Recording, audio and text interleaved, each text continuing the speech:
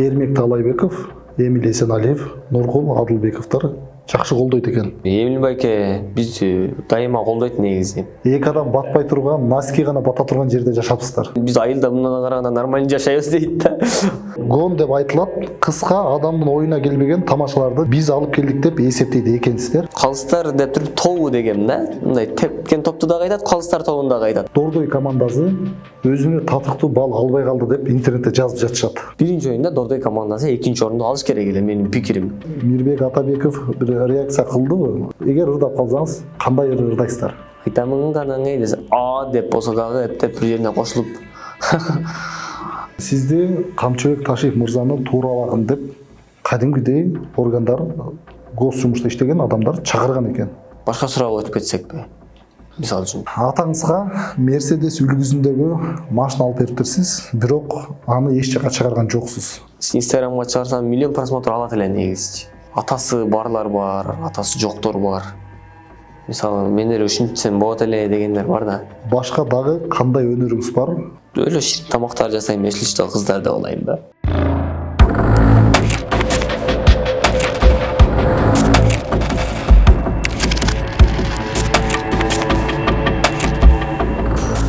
Ассаламу алейкум достор, биз кайрадан эфирдебиз. Бүгүн бизде конокто актер, тамашоочу, пародист, жаш талант Нурдин Кадыров келди. Ассаламу алейкум. Алейкум ассалам байке. Кош келдиңиз. Жакшы. Рахмат чоң, кош келдик. Мындай сонда кыйналбай. Ашууларда ашытында жаздактан келип калдык, жалжактап деп. Сиздин үй бүлөңүз жөнүндө, бир туугандарыңыз, ата-энелериңиз жөнүндө айтып берсеңиз. Мен каяктан болуп келдим айтып коеюнбу? Ошондон баштайм. Мен Оштон болом, Ош шаарынын Алай районуна караштуу Согондо айылынан боломун.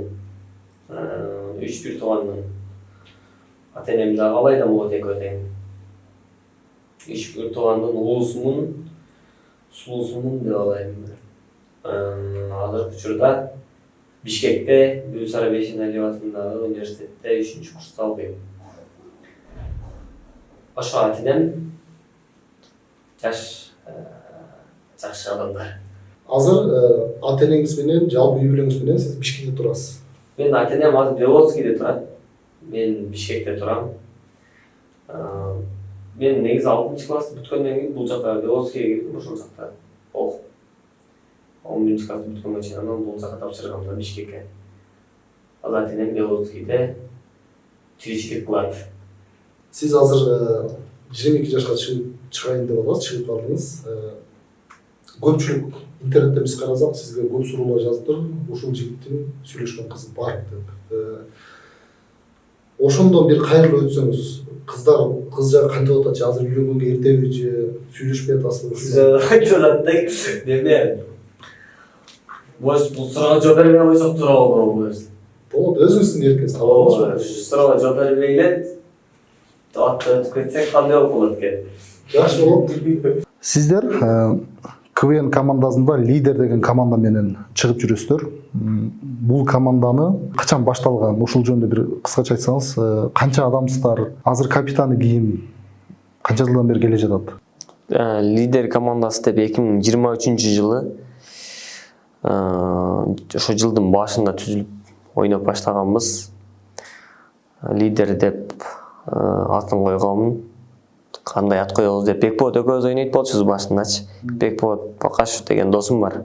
Лидерди ойнойт го, үчөөбүз эле ойнойбуз негизи. Ошондон чоңу, көлөмдүүбүз. Ошол экөө ойношубуз, анан кийин Нуртилек деген досубуз кошулуп чоң ойноп баштаганыбызга мына быйыл 3-жыл болуп атат. 3-жылы жакшы. Ага чейин дагы ойноп жүргөнбүз. Лидер болгонубузга 3 жыл болду. Жакшы көңүлдүү жигиттерде чемпион болдук. Эми Эгемен клубду дагы алып чемпиондукту ошентип бир кетсекпи деп атабыз да, кандай дейсиз? Мисалы үчүн. Сиздерди Тамашоодо Юсмаил деген команда колдоптур 2022-жылдары. Бул кайсы команда, кимдер, кантип колдоду ушулар? Юсмаил деген Ишеналы Арабаев университеттин атынан чыккан биздин агаларыбыз. Тамашонун 3-чү поколениясы десек болот. Ошолор университетте тамаша уюштурушат эле, тамашонун эмесин, филиалын. Анан ошол жерден ким күчтүү игрок, мыкты оюнчуну ала турган игрокту жогорку лигага, ошо көңүлдүү жигиттер лигасы ошо башында башталган учур эле да, ошондо 1-2 жыл болуп калды. Ошол жака алып барабыз деп, ошол жерден алып барып, Бекболот досубуз дагы ойнойт эле, Бекболот Бакашев деген. Ошол экөөбүзгө мындай жол көрсөтүп, мындай кыла деп чогуу ээрчитип жүрүп, жол көрсөткөн ошо агаларыбыз Юсмайл деген команда. Биз аларды ар дайым сыйлап жүрөбүз, кандай болгон учурда дагы сыйлайбыз. Юсмайл командасы ушинтип бизди колдоп КВНге жетелеген. Андан сырткары сизди колдогондордон Эрмек Талайбеков, Эмиль Эсеналиев, Нургул Адылбековдор жакшы колдойт экен. Ал эмес, сиздер Казакстанга барганда Эмиль Эсеналиев барып келген, анча-мынча жол акыңыздарда көтөргөн күндөр бар экен.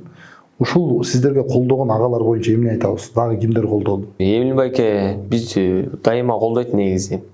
Эмиль байке, Эрмек байке негизи мурда тамашада ойноп жүрүшкөндө байкелерибиз эми мындай өзүңүздөр билесиздер, мындай азыркыдай 150 000 сом эгемен калып утатпайлыбы? Андай приз тамашада жок болчу, мисалы үчүн байкелерибиз ошол мындай жокчулукту көрүп анан өскөн да.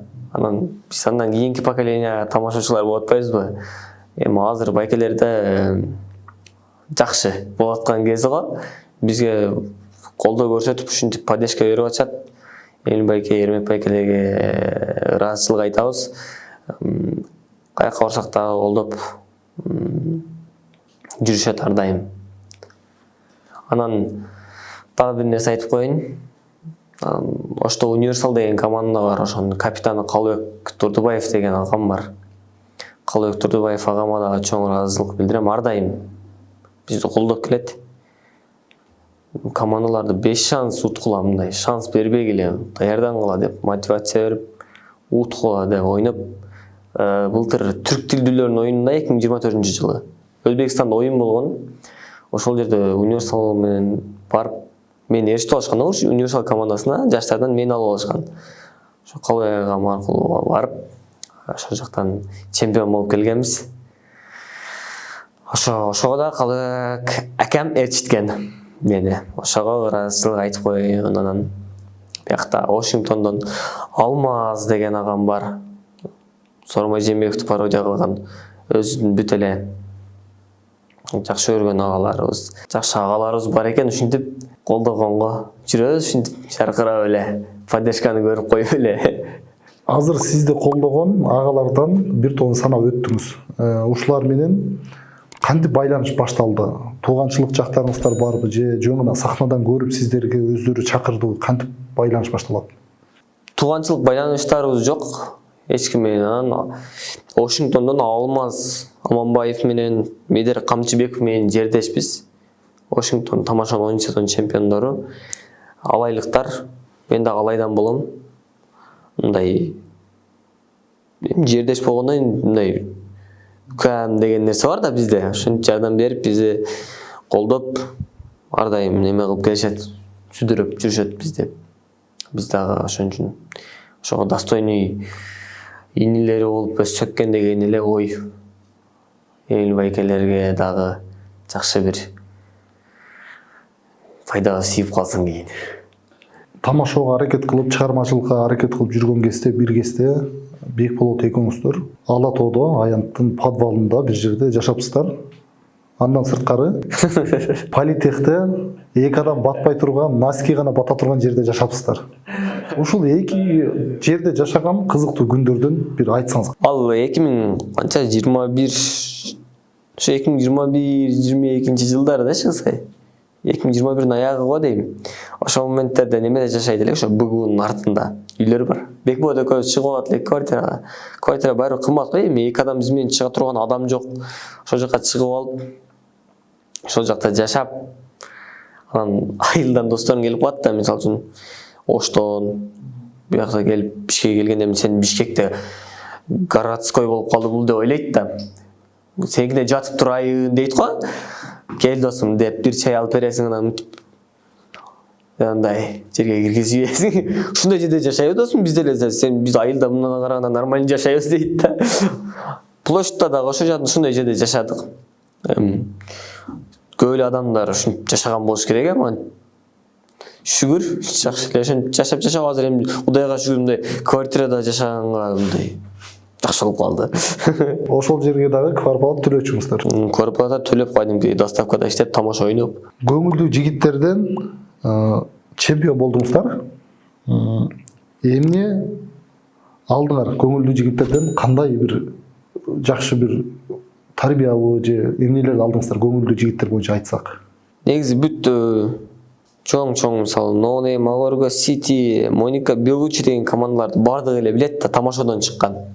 Тамаша мектеп болгондо чоң ошондой көңүлдүү жигиттер бизде ошо башка тамаша жабылып кеткен учур эле жабылып болбой көңүлдүү жигиттер ачылганы бизге ошо биз көңүлдүү жигиттерден чыккан балдар болуп калдык да. Көңүлдүү жигиттерден сахнаны үйрөттү ошо. Сахнадан башында жаңы чыккандан баштап эле чыгып анан ошон үчүн азыр Егемен клубду утуп атпайбыз, мындай кичине үйрөнүп алган үчүн ошо көңүлдүү жигиттерде чемпион болуп Түркияга барып келдик. Эсте каларлык нерселерден Түркияга барып келгенбиз. Анан биз эми көңүлдүү жигиттерди өзүбүз үчүн эле ойнойбуз. КВН'де негизи эле КВН'де негизи көп акча жок турганда, КВН'ден билеттен акча аласыңарбы, эмне кыласыңар, билеттин акчасын ким алат деп ушинтип сурай бергендер болот да. КВН'де негизи акча жок, чындапчы. Призди утуп алсаң анан жакшы. Утпай калсаң жөн эле кетесиң. Болгону КВН бизге мындай жол ачып берет да. Лицону мындай жакшы ойносоң элге көрүнүп кетесиң. Если ойной албасаң, онда убактыңды кетирип жүрө бербей башка иш кыла бериш керек. Андай көп тамашачылар, көңүлдүү жигиттерчилер ушундай болуп кеткен да негизи. Чыккандар чыгып келе берет, чыкпагандар башка тармакта кете берет. Негизи КВН'де ошо билеттин акчасын алып силер үчүн тотасыңар, силер тамашачылар бай болот. Тамашачылар негизи ошо кыйын күндөрдү өсүп аткан адамдар. Тамашада акча жок, бирок КВН ойногон жигиттердин бирөөсү интервьюда айтыптыр. КВНдин тамашаонун жакшы жери башка бир кино тарткан сыяктуу, башка проекти сыяктуу улардан айырмасы акча коротпой талантыңды көргө салсаң болот деп. Буга кошуласызбы? Кошулам, толук түрдө кошулам. Ооба, мисалы жюриде жалаң жылдыздар отурат, мисалы үчүн бизди баалапчы. Жылдыздар отурат, биз ойнойбуз. Эгерде режиссерлор келет, кимдер келет, анан если сени жактырып кала турган болсо, киного тартышы мүмкүн. Биз чоң кинолорго тартылып неме болуп кете элекпиз, бирок ошондой байкелерибизден поддержка көрүп атабыз да, жакшы эле азыркы учурда. Биз дагы Кудай буйрса чоң кинолорду, чоң проекттерди кылабыз. Лидер командасы Кудай буйрса келаткан 2026-жылдан баштап айтпай турайын. Азыр ага токтолобуз. Егемен клубдун биринчи оюнунда сиздер Егемен клуб менен көңүлдүү жигиттердин айырмасы деле жок деп тамашаладыңыздар сахнадан. Чындап айтканда экөөнүн айырмасы эмнеде? Каеринде тамашаладык Егемен клубда? Көңүлдүү жигиттер сыяктуу эле бул деле. Эмил байке чыгат, чакырат, чыгабыз, формат окшош деген сыяктуу тамашалар. Негизинен караганда экөөнүн айырмасы эмнеде? Экөөнүн айырмасы Егемен клубда эми элдин баары эле көрүп атат. Призди жакшы коюп берип атышат чындыгында. Финалга 1 миллион коебуз деп атат. Негизи Кыргызстан тарыхында КВНщиктерге 1 миллион деген нерсени эч ким койгон эмес. Быйыл финалда 1 миллион коебуз деп атат да. Анан ошону утуп алайлы деген эле ой. Анан айырмасы биздин лидер көңүлдүү жигиттерде күйөрмандарыбыз Егемен клубка келип дагы колдоп атат да. Ошол жагы дагы жакшы, мындай бизге залга чыкканда ошол жагы поддержка бизге центр внимания болуп атат дегендей сезилет лично. Мындай бул текеберчилик эмес, бирок ушундай элдер бизге көбүрөөк мындай биз чыккандачы мындай деп мындай күлгүсү келип отурат да, мындай кандай шутка айтат экен депчи, анан шутка айтсаң жарылыпчы мындай даяр болуп келишет да, күлөм депчи. Ошондой биздин жакшы саналуу болсо дагы жакшы күйөрмандарыбыз бар. Кыргызстанга гон деп айтабы же кыска тамашалар? Ооба, гон деп айтылат. Кыска адамдын оюна келбеген тамашаларды жана Тамашалардын ортосунда бийлеп турууну биз алып келдик деп эсептейт экенсиздер. Бул кимдин идеясы? Эсептейбиз. Эки маанилүү сөздөрбү? Эки маанилүү сөздөр. Мисалы үчүн каша деген дагы немеси бар го. Элдерге түшүнүктүү болуш үчүн неме деп айтайын? Мисалы Эгемен клубда Калыстар тобу деген бир тамаша ойногом. Көрсөңүздөр керек. Калыстар деп туруп тобу дегем да. Мындай тепкен топту дагы айтат, Калыстар тобун дагы айтат. Ошондой тамашалар. Бул негизи бул необычный нерсе экен да. Негизи бардыгы эле бир стилде ойноп жүрүшкөн буга чейин негизи. Анан 2023-жылы ошо бир оюнда анан ушундай башкача чыкпайлыбы биз деп айткам. Короче, мафия сыяктуу болуп ойнобойлубу? Кадыр десе түнбү деп ушундай ойнобойлубу дегенде Кадыр байке бар. Кадыр Жарматов көңүл жигиттердин алып баруучусу, негиздечүсү. Анан Кадыр байкеге ошентип айтып, эл чыкканда эле сонун кабыл алган да, ошо эки маанилүү сөз гон тамашалардычы. Анан ушул жакта бар окшойт деп туруп ошондой стилге өтүп алдык. Эл до сих пор жакшы кабыл алып келатат да. Анан бийлегенди жанагы кыргыз бийлеп койбойлубу дегенди мен айтсам керек эле, если командалаштарым каршы болбосо. Эгемен клубда сиздер 2 жолу баш бәйге алдыңыздар. Биринчи, экинчи орунда оюнда. Буга катышарга чейин баш бәйге алууга канча пайыз ишеним бар эле өзүңүздөрдө? Бүт күчтүү командалар ойноду да негизи. Тандап алып ошо Кыргызстандан кастингден келип 7 дубандан ойноп атышат да. Анан бүт күчтүү командалар ойноду. Анан оюнга чейин бизде редактура деген нерсе болот да. Редактурада көрөсүң мындай ким күчтүү ойноп атат депчи текшерет да тамашалардычы. Мындай көрүп каласың, угуп каласың. 4-5 жолу текшерилебиз да. Тамашалар текшерүүдөн өтөт. Анан биз даярдык кыла бердик. Ошо 1 ай даярдык кылдык биринчи оюнга. Анан башка командалар ойноп атса мындай башка негизи эч ким квенчик коллегалар капа болбосун. Башка команда ойносо көп деле көрүшпөйт. Анан именно биз редактура тапшырып атканда Залкар Касымов деген Аккемен командасынын оюнчусу бар. Залкар байкеге, Нуркул байкеге неме тапшырып атканда редактура. Командалар келип көрөт да, анан редакторлор да күлөт. Нуркул байке менен Залкар байкечи. Анан чото биз жакшы окшойбуз деп ойлоп калдык да. Анан негизи элге өтүшүн эми сахнаны эми кичине сезесиң да. Элге өтсө керек депчи мындай.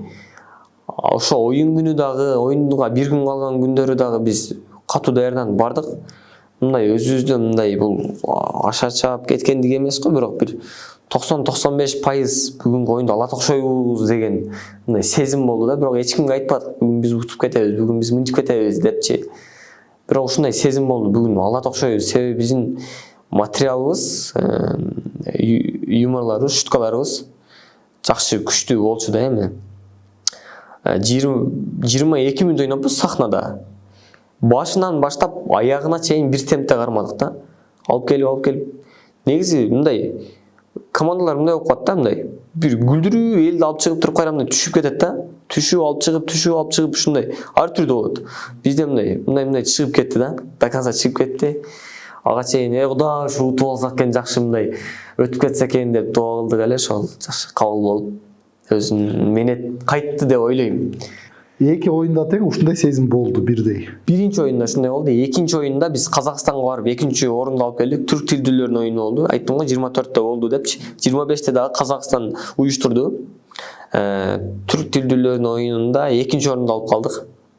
1 миллион теңге уттук. Андан сырткары Ош шаарынын мэринин кубогу болду. Ал жака барып дагы экинчи орунду алып калдык. Короче, даярданган кыска эле Ошко 3 күн даярданып, 4 күн даярданып калдык. Казакстанга 10 күн даярданганбыз. Анан Эгеменге экинчи оюнга 10 күн. 2 жумага жакын, 2 жумага деле жетпейт. Ушундай даярдандык. Анан биринчи оюндагыдай чувство болгон жок. Чындап ким алышы мындай интрига болду да, кызык болду. Мындай бирөө алып кетет деген аны редакторлор деле айтты. Биринчи оюнда силерде ушундай неме болот деле, алат деп ойлодук эле негизи деди. Анан экинчи оюнда эми ким алышы мүмкүн деп ойлойсуздар, ким күчтүү деп сурадык да. Десек азыр суроо жооп деген конкурс болот, жана разминка билесиз, сахнадан импровизация кылып жооп бериш керек. бул жагы, короче, табышмак. Любой команда утуп кетиши мүмкүн. Деди анан, значит, биз бул оюнда биринчи оюнга караганда слабый даярданганыбызды биз өзүбүз деле сездик да. Себеби биз бир ай даярданбадык. Бир айда 4 оюн болду. 4-үчү оюн ошо өзүбүз университетте финал өткөдүк. Ошол жерде алып барып, ага да чуркаш керек, ар бир оюндун өзүнүн түйшүгү бар да. Ошентип, бирок биринчи орунду алдык, бирок эки команда менен алдык да. Кыздар стендап деген команда менен. Мисалы бир айда 4 оюн болду. Андан сырткарыдагы оюндар болуп келатат. Жалпы ушул оюндардын аралыгында аз болуп калат, көп болуп калат. Тамашалар кайталанабы? Сиздер ар бир оюнга жаңы тамаша менен барасыздарбы же кээде айла жок кошулуп калабы? Таппай каласыздарбы? Жок, мисалы үчүн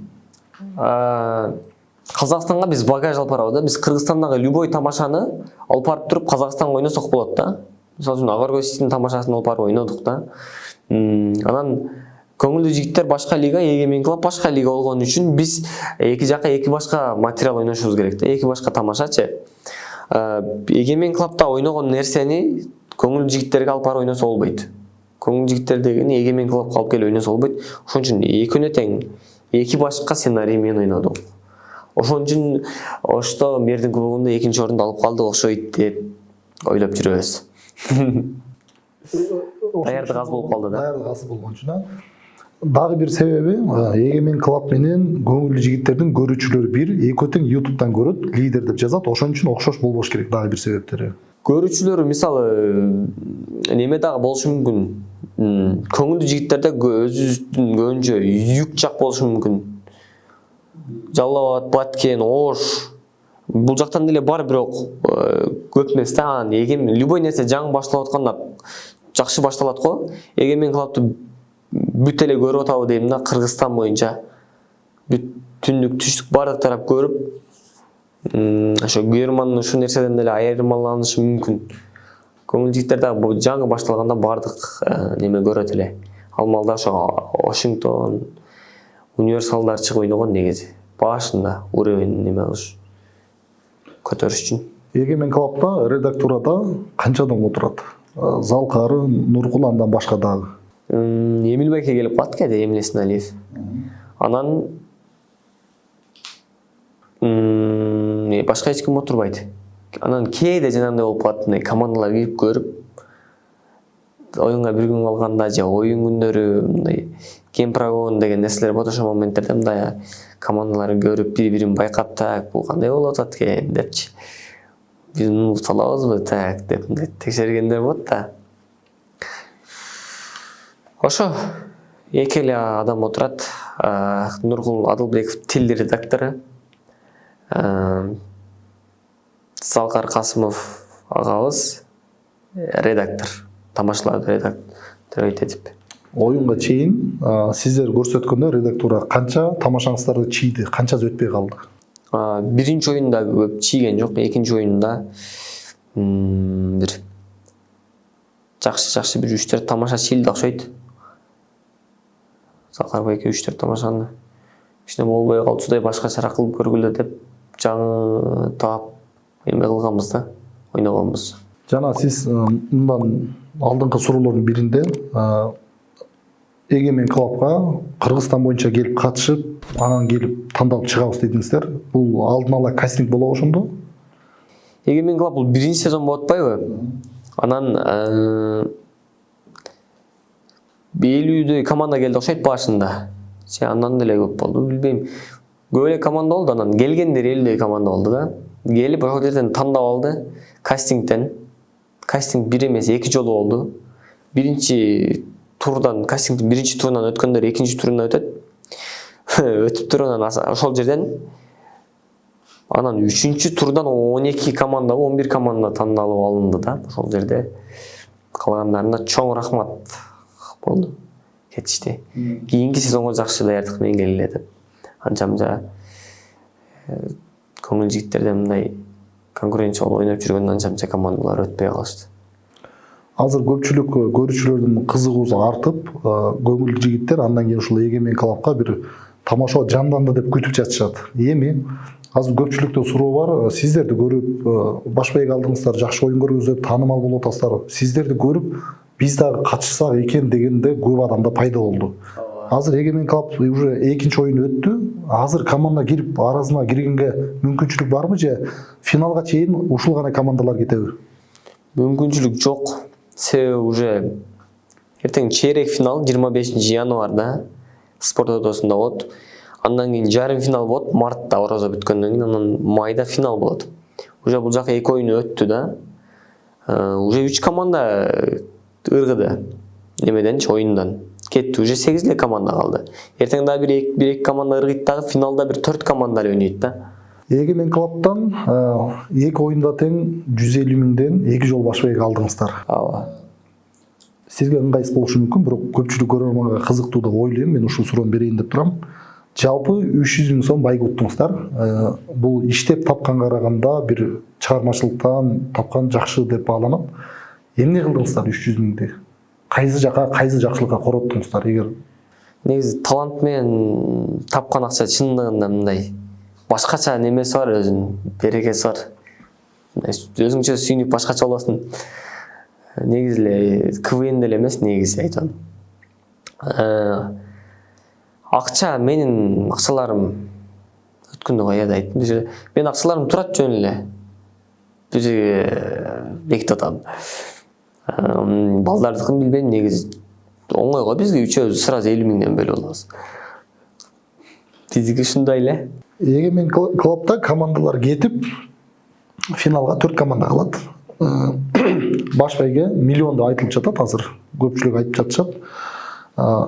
Баш байгеге эң акыркы финалга чейин миллионго барышка сиздерде азыр канча пайыз ишеним бар? Кандай ойлоп жатасыздар? Бул эми мээнетке, аракетке карайт го дейм. Ким мээнет кылса ошол алып кете берет негизи. Анан биз деле алып ошо биринчи сезондо тарых жазып коелу деген эле ой. Тарых өзүң үчүн. Биринчи oyunda утпадык, ал деле тарыхта. Бирок финалда чемпион болуп койгондо бул чоң нерсе болот да. Ошого биз даярдыкты эртерээк эле баштап финалга өтүп кете турган болсок, мынанча пайыз деп айта албайм, бирок аракет кылып утуш керек. Бирок мынанча пайыз деп айтыш кыйын, себеби күчтүү командалар көп да. Биринчи oyunda 95% дедиңиз, ал сыяктуу бир пайыз азыр кое албайсыз. Азыр себеби биз даярдык элекпиз да финалга. Ал биз oyunda, биз биринчи oyunda полный даярдык бүтүп, уже шуткаларыбызга ишенип калган үчүн ошондой сезим болот да адамда.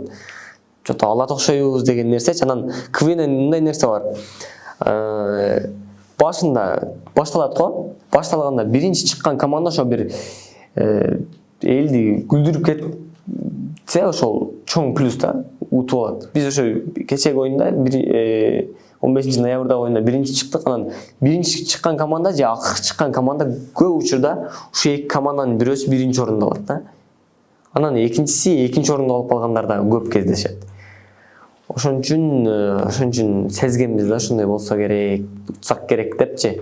Егемен клубтун биринчи oyunda Дордой командасы өзүнө татыктуу балл албай калды деп интернетте жазып жатышат. Бул элдин пикири. Сиздин көз караш кандай ушул боюнча? Биринчи oyunda дедиңиз да? Биринчи oyunda.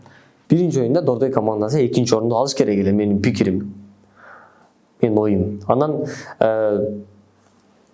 биринчи oyunda Дордойго 5-чи орун болуп калды да. Чыгып жакшы ойношту, сонун ойноду. Анан бирок андан кийин да командалар чыгып жакшы ойноп атпайбы? Бирок чындыгында бир аз немерак болуп калды да.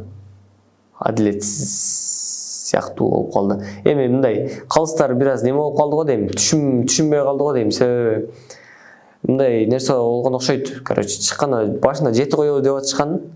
Андан кийин мисал үчүн бир эле мисал биз өзүбүз айталык. Биз алардан мактаныш эмес го, мындай күчтүүрөөк ойнодук.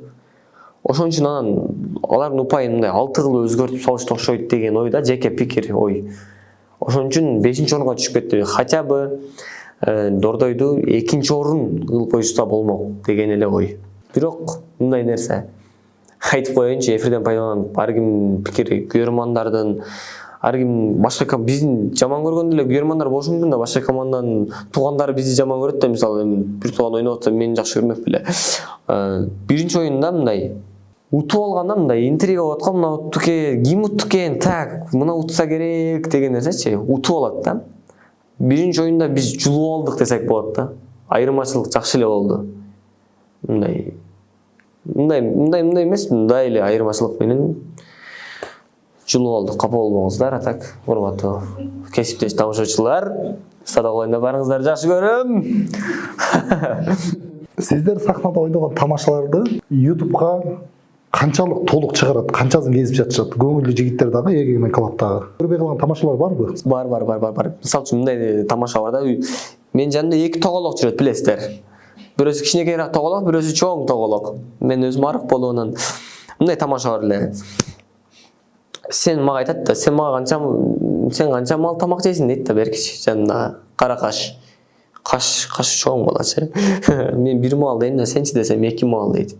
Булчу деп жана чоңуңду көрсөтөбүз да. Бул 1 малды өзү жейт дейбиз да. 1 мал дегенге ушуну кесип коюптур. Ушундай көн тамаша бар эле. Калсаңыздар күлгүлө деп алайынбы. Неме биринчи оюнда 22 мүнөт ойногонбуз, YouTube'га 15 мүнөт алып чыгыптыр. Анча-мынча тип туруп калган 1-2 секундтар болот да, ошолорду кесип анча-мынча элге жакшы эле тамаша айтасың, анча-мынча жеринде кичине өтпөй калган жерлери болот. Бирок биринчи оюнда жакшы эле өткөн, анча-мынча жерлерин кырккан да, бирок узак болуп кеткен. Регламенттен ашып кеткенбиз биз чындыгында. Негизи о 8-9 мүнөт берет да, 10 мүнөткө чейин. 22 мүнөт. Биринчи оюнда эскертүү берилдиби силер ашпагыла деп регламенттен? Жок, себеби биринчи оюнда эскертүү ашпагыла эмне ашып кеттиңер деген жок. Себеби биринчи оюнда сон ойнодук да, ошон үчүн мындай лишний көптөгөн нерсе кылбадык да. Казакстанга КВНге 3 жолу бардыңыздар. Кантип барып калдыңыздар? Ал жака дагы бир Кыргызстанда кастинг болду же өздөрү чакырдыбы? Өздөрү чакырды. Жайдарман лигасына казактардын көңүлдүү жигиттер менен неме кылышат? Байланышта Эсенели экен деген ага бар, алып баруучусу. Казакстандын КВНине 25 жыл болуптур. Кадыр акеге чалып бир команда жөнөт дептир. Анан биз барганбыз, лидер болуп барып ойноп. Кайсы экинчи оюндагы Жылдыз менен конкурс деген конкурс бар экен. Ал жакта эми жылдыздар чоң старшак, мисалы үчүн Эмил байке же мындай Садык акелер тааныйсыз да. Универсал ошолорду мисалы үчүн алып келиш үчүн бир 100 000 200 000 сом беришиң керек экен. Анан алып кеткен. Бизде Кыргызстанда бизге чындыгын айтканда мындай спонсор жагынан аксаган үчүн биз жарым финалга бара албадык. Негизи жарым финалга өткөн элек. Жакшы акча каражаты керек болуп калган үчүн бара алган жокпуз. Ошон үчүн колдойм десеңиздер 0556 деп алайынбы. Жарым финалга барыш үчүн колдоо жетишпей калды дедиңиз. Негизгиси тагыраак кандай колдоо керек? Жол кереби же ушундай жылдыздарды алып келиш үчүн гонорарга эмнеге жетпей калды? Жылдыздар ал жакта КВНщиктер, мисалы чоң оюнга өтүп калсаң, жылдыз менен конкурс деген конкурс бар да. Жылдыз менен систем деген анан ошол жакка жылдызга акча беришиң керек, ошону көтөрүп бериш керек. Барып келген жол керек аяк бияктарды көтөрүп берсе жакшы болмок, негизи спонсорлор чыгып. Ошо Эмил байке, ошо Эрмек байкелер колдоду. Бирок ал жылдыздардын гонорары мындай көп болуп кетет экен. Ал оюнга Кыргызстандын жылдыздары жарабайт. Казакстандыкын алып чыгыш керек болчу. Казакстан тааный турган Кыргызстандын жылдыздары жарайт. Мисалы үчүн Мирбек Атабеков, Эмиль Эсеналиевди тааныйт да, мисалы үчүн 5 хит болгонго. Ошондой жылдыздарды Самат байке мисалы үчүн Муңай Абадеми дегенди көрүп неме кылышат да. Биз Казакстан билген Кыргызстандагы жылдыздарды алып барып ойнотсо болот. Бирок алар эми Казакстанга таанымал болуп аткан уровенди чоң адамдар бошобойт го дейм, убактысы жок. Кино жагына өтсөк, сизди кинолордон көрүп баштадык. Жалпы канча киного катыштыңыз? Ошого кошумча суроо, азыр сиз кинолорго катышып жатканда өзүңүздөрдү өнүктүрүш үчүн бекер барып тартыласыздарбы же кадимкидей чакырып гонорар төлөп башташтыбы? Негизи жалпысынан 7 киного катыштым окшойт. Бирок жалаң эмелерге, эпизодторго ойнодук. Негизи кино тартып аткандардын бардыгында эле мындай акчасы бар, мындай жакшы байкелер да, күчтүү мындай уже мындай нормально көрүнүп калганчы. Биз неме десек, биз эми өзүбүздүн немебиз үчүн барабыз. Бизге жакшы да, наоборот, жөн эле бекер барып тартылсаң деле башындачы.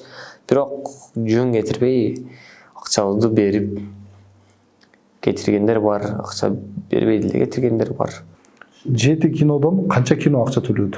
1 2 калган 2 кино эле, алар кыска эле да. Өтө кыска жерде ойногом. 1 мүнөттүк жерлеринде. Сиздерди жакында чыга турган Палчанки кинодон көрөт экенбиз, Кудай буйруза. Ошо катышкан экенсиздер. Ал киного кантип катыштыңыздар? Кастинг болдубу, ким чакырды? Кастинг болгон жок. Палчандын экинчи чыгарылышында Палчан 2 деген кинодо мен ойногом. Жанагы солдаттар тизилип турган жерде лысый болуп турган мен деп алайын. Ошол жерде дух болуп ойногом. Палчан 2ден анан байкелер менен тааныш болуп калгам, Элдос байкелер менен. Анан айтып жүргөм, Палчан тартылса чакырыңыздар дагы депчи. Палчан 2 деп кыздардын армиясы кылып тартып атат, чаган белгилүү адам айымдар менен. Ошол жерде Палчан 2ге караганда Палчан 2де кичине жакшыраак, сөздөрү бир аз көбүрөөк жакшыраак ойнодук да. Мунусунда команда менен бардык. Биринчисинде өзүм эле баргам Палчан 2де. Палчан 2де сиздерге жакшы гонорар төлөптүр.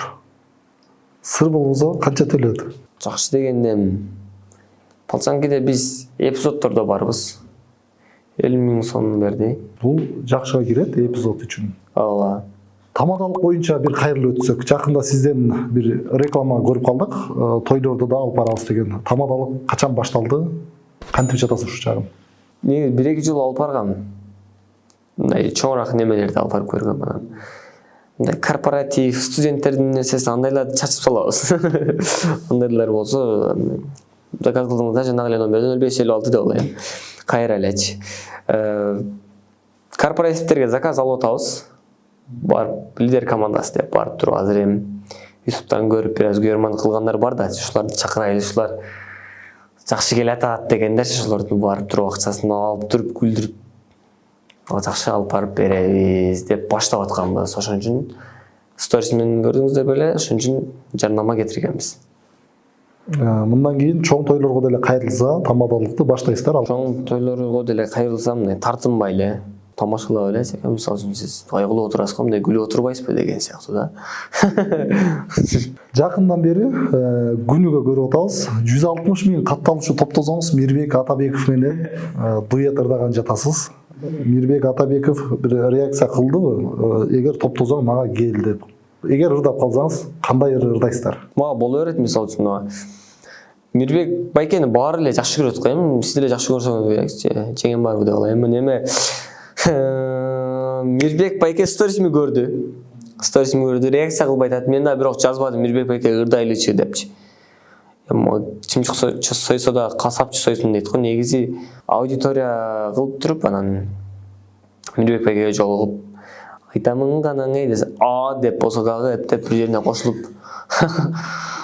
дуэт ырдап коюш керек. Если 160.000 чогултуп аткан болсом, жок дегенде күлөт экенсиз, сиз кээде күлүп турат экенсиз негизи. Азырынча Мирбек Атабеков бирок эч нерсе дей элек. Мен жаза элекмин, бирок Мирбек байке ырдайлычы депчи. Бирок 160.000 болуп калса, бир нерсе кылып издеп табышым керек да. Себеби элдер ошон үчүн мага катталат да. Анан мен каттатып алып, чапкылып кетпей барып ырдап коюшум керек. Тамаша катары да бир тартыш керек. Тамаша эмес болсо деле мындай кичине өзүң үчүн ырдап коесуң го, эч ким жокто көргөзбөй эч кимге. Ошентип ырдап койсом бу деп атам да, Мирбек байке менен каршы болбосо.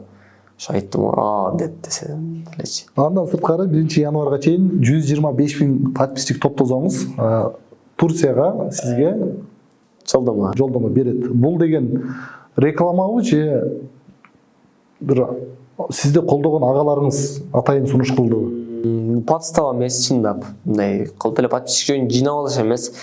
Мен жездем, туркомпаниянын иштешет иши кылса. Анан чындап эле берем деди. Анан еще реклама кылганча, ага деле плюс болсун да. Реклама кылганча спор болуп атабыз. Ал деле ат дүш эле кылып берет да. Бирок жездеген сөздө турат буйруза. Жездем сөзүнө турат. Жезде сөзүңүзгө туруң, мен 125 000 бачыш болсом Турцияга барайын. Акбар консульт менен шер жезде ассалам алейкум деп алайынбы. Сизди биз конокко чакырып, сиз макулдук бергенден кийин биз Инстаграмга жазганбыз. Нурдин Кадыров келет конокко. Кандай кызыктуу суроо бар десек, бирөө жазыптыр. Нурдиндин башынан өткөн акча боюнча бир окуя барбы дептир. Бир окуя бар, ушундан айтып өтсөңүз. Көрүүчүлөрдүн бир суроосун коштук. Акча боюнча болду дейм, андай деле акча таба элекмин деп алайын. Акча боюнча эмес, бир неме бар. Мындай мамилеби иш кылса, кыскасы бир белгилүү эле бир инсан бар. Мамиле кылабыз азыр деле. Ошол агама телефон алып берип, рассрочкага паспортум берипчи. Рассрочкага телефон алып бергенмин. Анан төлөп тура май сайын деген. Эми анын акчасы жок деп ойлобойсуң да, акчасы бар да анычы. Ошон үчүн алып бердим да, болсо жөн эле паспортумду коюп алып бербейт элем да. Ошол агам бир мени какшатты да. 100 канча күн кеч калып, паспортумда историямда кредитный история деп коет го, ошол жерде жазылып калды. Короче, төлөдү акыры, төлөттүрдүм. Төлөң эле төлө, менде акча жок деп атып төлөттүрдүм. Экинчи эч кимге мындай акча же мындай паспортумду коюп эпине салып бергес болдум да. Сабак болду десем болот. Бирок ал деген бир 2,5 жыл мурун болду. Азыр болгондо кылбайт элем деп алайын. Ал агаңыз андан кийин сизди көргөндө кичине уялат. Агаңыз сизди көргөндө кичине уялат. Жо, мен уялам да, ал уялбайт. Уялбагандан өзү уялтып ийет кайра. Сизди пародиялык жанрдан көрүп калабыз. Камчыбек Ташиев мырзаны турап жүрдүңүз. Пародия жанры кантип атат? Да улан таспы кимдерге даярдап жүрөсүз? Азырынча эч кимди кылбай элемин, турап пародия кылбай элемин. Генералыбызды пародия кылып жүрдүк эле, анан азыр кылбай калдык. Кичине бир эскертип алып, азыр жашына эле саясат жөнүндө ойной элек. Тем более Егемен клубда саясат жөнүндө тамаша ойносо болбойт деп айтышты. Ага чейин эле мен өзүм эле жок кой деп турабай калгам. Ошон үчүн башка суроого өтүп кетсекпи? Мисалы үчүн. Башка суроого өтсөк бирок ушуну бир тактап өтөйүн. Дагы бир бизде суроо бар эле, ушуга улай. Сизди Камчыбек Ташиев мырзаны туурабагын деп кадимкидей органдар, гос жумушта иштеген адамдар чакырган экен. Эмне деп чалышты, кантип чакырышты? Аны сиз каяктан билесиз деп алайынбы? Неме бардым, барып түшүнүк кат жазып бердим, экинчи турабайм дедим. Анан болду, иним баары бир жакшы, молодец, тураба, башка бирөөнү турап өкөм деди. Болду. Вайындарыңызда, сахнада ойногон тамашаларда дайыма шашып жүрөсүз. Бул деген атайын бир ойлоп табылган стилби же өзүңүз негизи шашып жүргөн адамсызбы жашоодо? Мен өзүм да шашып жүрөм негизи, байкайм. Анан стиль десе деле болот, себеби мындай динамикада, өтө динамика менен, мисалы үчүн деген жерлер болот го, видеодо кыркып салам, сыра сүйлөп кетет меникинде, вайындарымдачы. Анан азыр эл мындай чоюлган немелерди көрбөйт. Ойчу өткөрүп. Анан болушунча кыскараак анан мындай. Ошонун ичинде бир күлдүрүп жетишип калганга аракет кылам да, бул бир стиль десек болот го дейм. Замандын талабы бир. Замандын талабы азыр. Араң көрүшөт 30 секунд делечи, өтө кызык кылып алып калбасаң башында мындай. Деп нерсени өрттөп нерсе болуп алып калбасаң, эл башында ассалам алейкум деп атсаң өткөрүп ийет да, мисалы үчүн. Листейт этибет. Көп эле чыгармачыл адамдардан сурасаң, мен ушул адамды көрүп чоңойдум, чет өлкөдөн ушуларды көрөм, кино жаатынан муну көрөм дешет. Сиз ушу күлкү жаатында Кыргызстандан сырткары кимдерди көрөсүз? Чет өлкөлүк юмористтерден, вайн тарткандардан деген. Литвинди деп алайынбы? Галустянды билесиздерби? КВН деген. Ошонун командасын. КВНдин эле анан Казакстандын Спарта деген командасы бар. ошолорду көрөм, жакшы ойнойт. Азия Микс. Анан Казакстанда күчтүү Кудул бар. Биринчи КВНщик болгон, азыр Кудул. Барган жерин аншлаг кылып толтурат, Кыргызстанга чейин келип концерт берип кетет да. Турсунбек Кабатов дегенчи. Ошону көрүп турам. Юморлору башкача. Ошо байканан өзүдөн айтпайм а. Жок, айтасыз. Өзүдөн айтайын. Сиз просто чет жактан деп айттыңыз да. Өзүдөн да болот. Өзүбүздөн тамашаны мен ар бир оюнун көргөм негизичи. No Name, общий эле айтайын, бир-бирден мына байке мына деп эле. No Name, Агорго City, Моника Белучи, KG77 деген команда бар эле. Биздин стиль сыяктуу ойношот эле. Зияш байкелер, Куба байкелерчи. Кубаныч Курманбеков деген байке бар го. Ошо байкелер тимдай көрүп. Ушулардай кийин ойноп жарып калсам деп эме кылчу элем да, көрчү элем дисктерин чогултуп. Универсалды унутпаш керек. Тамашанын эң көп кубогун алган Универсал командасы, тамаша лигасынын любой оюндарда чемпион болгон, кубокторду утуп кеткен. Досчулукка кайрылып өтсөк, дос боюнча эмне айтасыз? Өзүңүз кандай доссуз? Досторуңуз кимдер? Дос кандай болуш керек? Мен жакшы эле досмун. Анан мисалы Инстаграмда подписка деген нерсе менен мамиле кылышат го азыр, билесиз да. Анан мисалы мен пайдаланып кеткендер болсо, же мындай жакшы бир аз эле дос болуп, анан только пайдасы эле тийгенде мындай эме кылгандар бар да. Аларды эми жөн эле мындай отписка кылып эле, жөн эле просто эле мамиле кылгым келбейт. Просто алар только пайдасы тийген маалда гана сүйлөшөт сен менен. Анан негизи мага внимание кереги жок. Негизи мындай сырттан көрүнөт го, ким керектүү адам, ким керектүү адам эмес. Сен жашооңо ким кандай болуп атат, кандай дос болуп атат, ким сен үчүн кандай.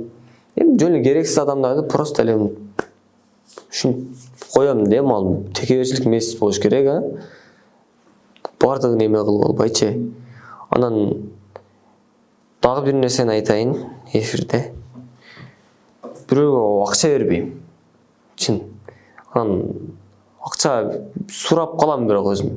Көп эмес, мындай кээде мындай 20 000 сом, 10 000 сом деп эле сурабайм. 1,5 000, 2 000 сом бир нерсеге керек болуп калган болсо сурап, айткан убагында кайра берип коем. Бирок мына акча алып берип, ушинтип достор менен мамилени бузулгандан да корком. Ошон үчүн акчам болсо деле анча-мынча бербейм. Сараңдык эмес простачы. Мамилени бузуп албайын дейм да. Эми билесиң да. Бирөө бере алат, бирөө бере албайт. Анан жөн деле жардам берип кое бер да дегендер болушу мүмкүн. Эми андай деле сыра жөн деле жардам берип кое турган мындай момент келет да, ошондой уровеньге жетебиз, ошондо жөн деле жардам берип коебуз. Азыр биз өзүбүз мындай өзүбүз сүдүрүп келатканыбызда, мындай жашпыз дегендей акча андай деле жок. Бирок мен үчүн ким кандай адамдар экенин билем да. Мага жардам берип жүргөн жакындарым бар, аларга бирок жардам берем. Мындай ишеничтүү адамдар бар, тааныштар, достор. Тааныштар эмес, эми достор, байкелер. Жардам бергендерге мен да жакшы эле жардамымы берем. Анан эми айттым го, баардыгына эле эме кыла бербейм, просто мамиле бузуп алыш. Бардык нерсе билесиз өзүңүз деле, акчага келип такат. Жөн эле бири-бирин мамилең бузуп алгандан көрө сый болуп, жакшы сыйлашып жүрө берген жакшы деп ойлойм эми.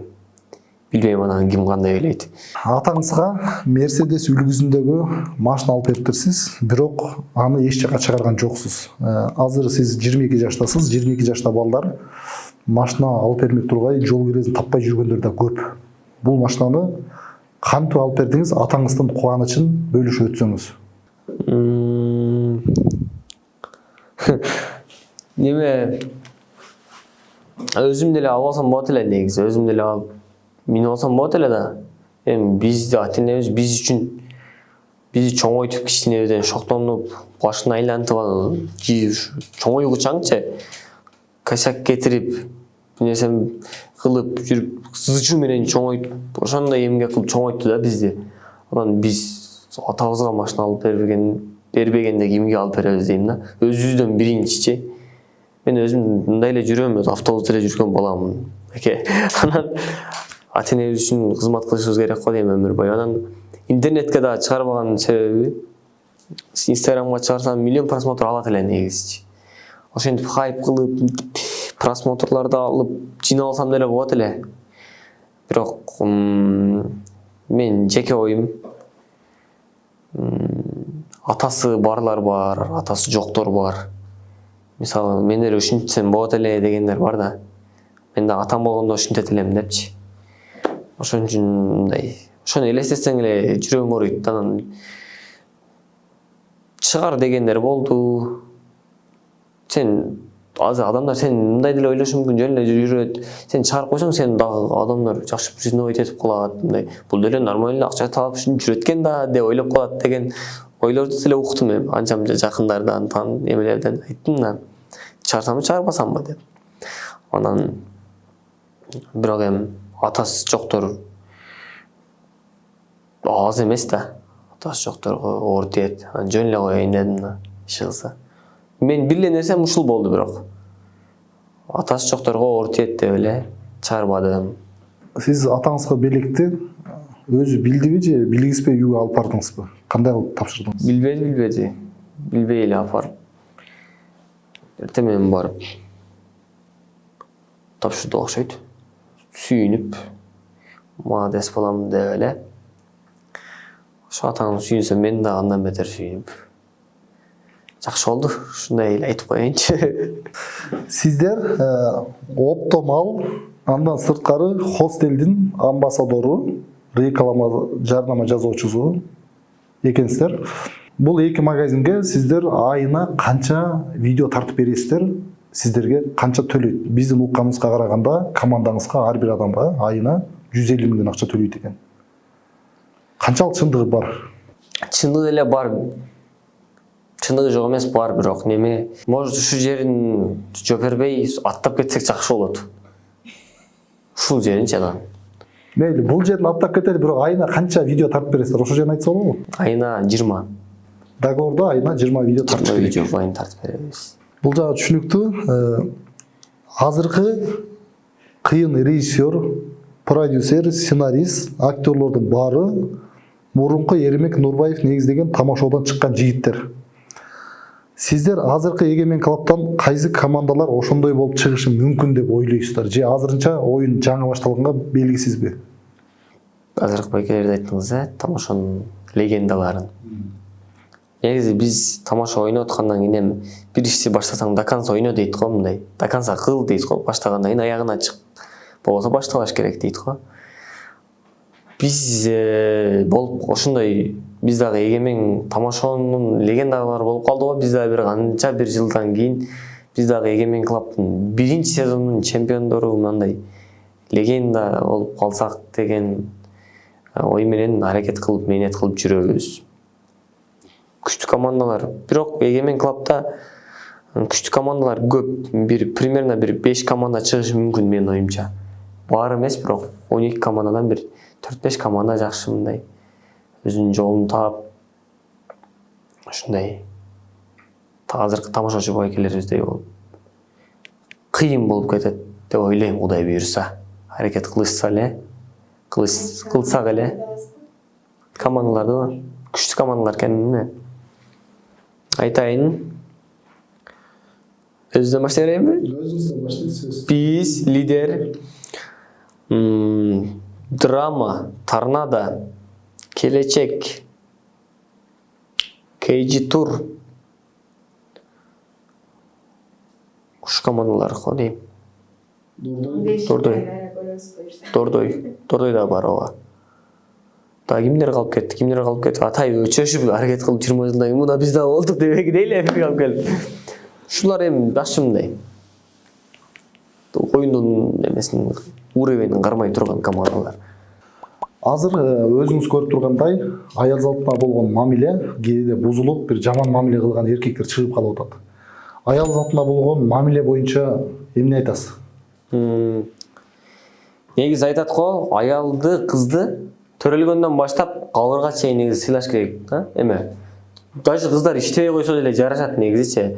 Кыздарды ошо турмушка чыккычаң атасы багыш керек. Турмушка чыккандан кийин кабырга чейин күйөөсү сыйлап, күйөөсү багыш керек. Кыздарга негизи жарашат бүт нерсе. Анан азыркы учурда ошо зоодук зомбулук, ошо кыздарды уруу, кызга тең келип ушундай нерселер болуп атат. Анан негизи пайгамбар айткан го. Пайгамбар саллаллаху алейхи вассалам кимдин үйүндө биринчи кыз төрөлсө уул эмес. Мен уулду болоюн дешет го. Кимдин үйүндө биринчи үйүндө кыз төрөлө турган болсо, ал үйгө менден салам айткыла деп айткан. Анан ким 3 кызды өмүр бою тарбиялап сонун кылып өстүрсө, атасына ошол бейишке кирет деген ата энесине айткан. Бейишке кирет деп айткан. Ошон үчүн биз айымдарыбызды көңүлүн оорутпай, жакшы тарбиялап, жакшы мамиле кылышыбыз керек. Ошон үчүн урматтуу мырзалар, аял затына тең келбей, хоп болот деп же эшикке чыгып кетип, бир нерсе кылып, кутулуп кеткенин айласын кылыш керек. Ошондой деп айтам. Мен оюм менен. Акыркы суроолду ушу менен жыйынтыктайлы. Куудулдук, актерлуктан башка дагы кандай өнөрүңүз бар? Хоббилериңиз кандай? Ушу менен бүтүрөлү. Куудулдук тең куудулдуксуз. Тамашачылыкпы да? Тамашачылык десек окшошпой калат экен, ошондой кылып койсо. Неме? Сразу айтайын. Волейбол ойногонду жакшы көрөм. Волейбол ойноп, ысычы кылып, тополоң кылып, сокой. Спорт залда ойноп жүрчүрөк ушинтип. Райондордон биринчилерди алып. Хоббим волейболчу. Жагатты өзүмө мындай. Анан өлө ширин тамактар жасайм, эсличтүү кыздарды болайм да. Жакшы тамактар жасай алам. Мындай пародия кыла алам, анан мындай. Бирок мен мындай резко окшотуп койгон пародисттер бар да, мисалы үчүн Ильяс Агыбай уулу деген куудул бар эле. Таанысаңыздар келе мурда. Ошону көрүп чоңойдук. Ошо Ильяс Агыбай уулу мындай өлө сонун турайт эле да, любойынча. Ошону резко турап кеткендей көрөм да. Бирок мен мындай резко турай албасам да, мындай аракет кылып неме кылсам турай алам деп ойлойм да. Өзүмчө деле мындай турап көрөм, бирок окшошот, жакшы. Ушулар. Бирок көп пародия алып чыкпадым. Жанагыдан башка пародияларды көп алып чыгып турай бербедим. Эсле бирлер чыгып калган болсо көрөбүз башта.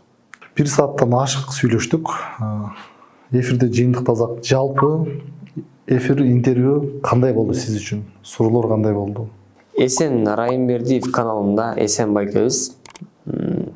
Сиз суроолор мисалы үчүн көп кетпедик, бирок бир бардык да интервьюлар окшош суроолор. Сиздики жакшы экен, сонун экен. Кичине издеп анан неме кылыпсыз. Кызыктуу болду деп ойлойм эфирде. Чакырганыңызга чоң рахмат. Каналыңыз өркүндөп, просмотрлар кете берсин. Сиз да бир жакшы уровеньге чыгыңыз, Кудай буйрса. Рахмат.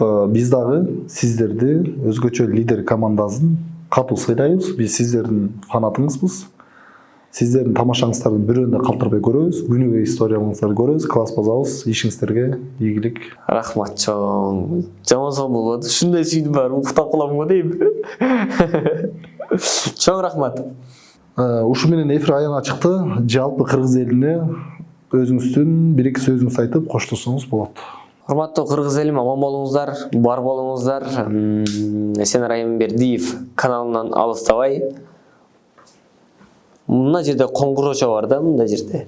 Ошону басып, подписация басып койсоңуздар, үстүндө көк болуп жазылып турат. Ошону басып, алыстабай, ар дайым ийгиликтердин үстүндө сиздер дагы жүрө бериңиздер, эсен аман. Кыргызстаныбыз өнүгүп өсө берсин. Жалпы көрүүчүлөр, ушу менен эфир аягына чыкты. Ой пикир калтырыңыздар. Кийинки эфирге кимди чакырабыз, анда жазыңыздар. Кийинки эфирден көрүшкөнчө, ассаламу алейкум. Мына жерде турат подписация. Мына.